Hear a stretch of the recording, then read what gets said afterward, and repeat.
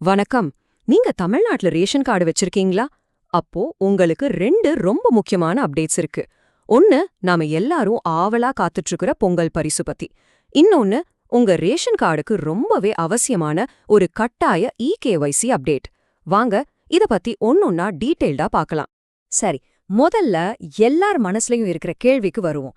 இந்த பொங்கல் பரிசு எப்போ கிடைக்கும்? முக்கியமா பணமா எவ்ளோ கிடைக்கும்? இதான் மில்லியன் டாலர் கேள்வி. வாங்க பார்க்கலாம். பாருங்க, கவர்மெண்ட்ல இருந்து இன்னும் ஃபைனலா எதுவும் சொல்லல.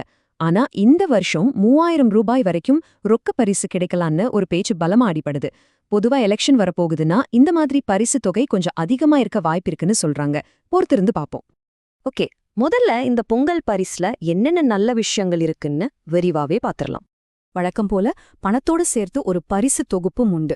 இதுல பொங்கல் வைக்க தேவையான பச்சரிசி, சர்க்கரை, கூடவே கரும்பு, முந்திரி, திராட்சைன்னு எல்லாமே இருக்கும். சோ இது ஒரு முழுமையான பண்டிகை தொகுப்புனே சொல்லலாம். சரி, இந்த பொருட்கள் எல்லாம் உங்களுக்கு எப்போ கிடைக்கும், எப்படி கிடைக்கும், அந்த டைம்லைன் என்னன்னு இப்ப தெரிஞ்சுக்கலாம் வாங்க. இது 2 ஸ்டெப்ல நடக்க போகுது. முதல்ல ஜனவரி முதல் வாரத்துல உங்க வீட்டுக்கே டோக்கன் வந்துரும். அதுக்கப்புறம் ஜனவரி 10ஆம் தேதிக்குள்ள எல்லாருக்கும் பரிசு தொகுப்பும் பணமும் கொடுத்து முடிக்கணும்னு அரசாங்கம் ஒரு டார்கெட் வச்சிருக்காங்க. பாருங்க, இத நான் மட்டும் சொல்லல. அமைச்சர் திரு ஆர் காந்தியே இத அதிகாரப்பூர்வமா உறுதிப்படுத்திருக்காரு. அதனால ஜனவரி 10ஆம் தேதிக்குள்ள உங்க கையில பரிசு இருக்குன்னு நம்பலாம். சரி, இப்ப நாம பொங்கல் பரிசுல அடுத்த முக்கியமான விஷயத்துக்கு போகலாம். இது உங்க ரேஷன் கார்டோட எதிர்காலத்தையே சம்பந்தப்பட்ட ஒரு விஷயம். சோ கொஞ்சம் கவனமா கேளுங்க. அதுதான் இகேஒய்சி. இத கேட்டு பயப்பட வேணாம்.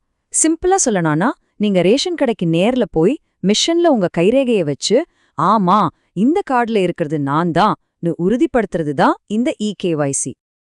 எதுக்கு இப்போ திடீர்னு இத கட்டாயமாக்குறாங்க? இதுக்கு பின்னாடி என்ன காரணம் இருக்கு? வாங்க அதையும் தெரிஞ்சுக்கலாம். இதோட முக்கிய நோக்கமே சிஸ்டத்தை சரி பண்றதுதான். அதாவது போலி கார்டுகளை ஒழிக்கிறது, தகுதி இல்லாதவங்களுக்கு பொருள் போறத தடுக்கிறது, இறந்தவங்க பேரை நீக்கிறது, முக்கியமா உங்க ஆதார் கார்டுல இருக்கிற மாதிரியே எல்லா விவரமும் சரியா இருக்கான்னு செக் பண்றது. இதனால உண்மையான பயனாளிகளுக்கு மட்டும்தான் சலுகை போய் சேரும். இப்ப நீங்க யோசிக்கலாம், இத பண்ணா என்ன பண்ணாட்டி என்னன்னு. பாருங்க, இகேஒய்சி முடிச்சிட்டீங்கன்னா உங்களுக்கு ரேஷன் பொருட்கள் தொடர்ந்து கிடைக்கும். அது மட்டும் இல்ல, ரேஷன் கார்டை வச்சு கிடைக்கிற மத்த 7க்கும் மேற்பட்ட அரசாங்க நலத்திட்டங்களும் தங்கு தடையின்றி கிடைக்கும். ஆனா நீங்க முடிக்கலனா ரேஷன் பொருள் மொத்தமா நின்னுடும். உங்க கார்டே செயலற்றதாக மாறக்கூட வாய்ப்பிருக்கு. இதுக்கு கடைசி தேதி எப்பன்னு கேக்குறீங்களா? டிசம்பர் 31, 2025. ஆமாங்க, இன்னும் டைம் இருக்கு. ஆனா இந்த தேதிக்குள்ள நீங்க முடிக்கலனா அடுத்த நாள், அதாவது ஜனவரி 1, 2026 இருந்து உங்களுக்கு ரேஷன் பொருட்கள் கிடைக்காது. சோ டைம் இருக்குன்னு அசால்ட்டா விட்டுறாதீங்க. சரி, இது எப்படி பண்றது? ரொம்ப கஷ்டமா இருக்குமா? இல்லவே இல்ல. இதை எப்படி சரியா முடிக்கிறதுன்னு இப்ப ஸ்டெப் பை ஸ்டெப்பா சொல்றேன். ரொம்ப சிம்பிள். உங்க ரேஷன் கார்டுல யார் பேரெல்லாம் இருக்கோ அவங்க எல்லாரும் ஒன்னா உங்க ரேஷன் கடைக்கு போகணும்.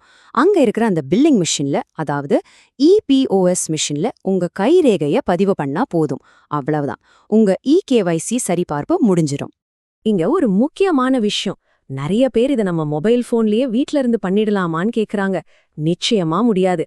இதுக்கு நீங்க நேர்ல ரேஷன் கடைக்கு போய் உங்க கைரேகைய வச்சுதான் பண்ணி ஆகணும். அத மறந்துடாதீங்க.